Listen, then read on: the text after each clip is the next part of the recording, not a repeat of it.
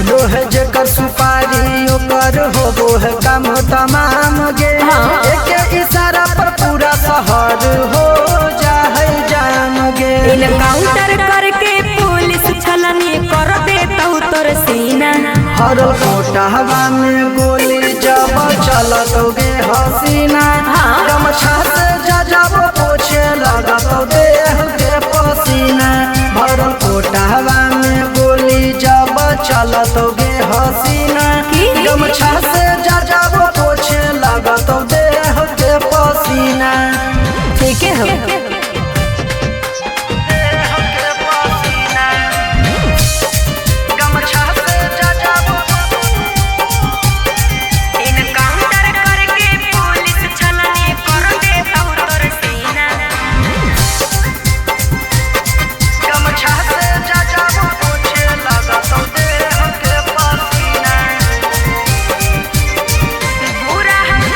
बुरा हो कर काम बुरा हो तो न जाम रे। जेले जाए के तू जल्दी कर ले इंतजाम रे।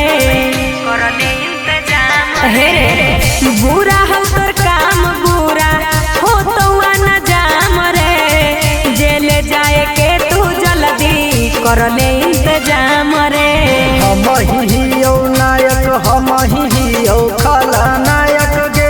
गोड़ छूके गोड़ लागो है नेता या विधायक गे। तारीख पर बोले तो वकीलवा तोरा महीने महीना। हर कोटहवा में गोली जब चलत गे हसीना। गमछा से जब पोछे लागत देह के पसीना। भर कोटहवा में गोली जब चलत गे हसीना। गमछा से जब पोछे लागत देह के पसीना।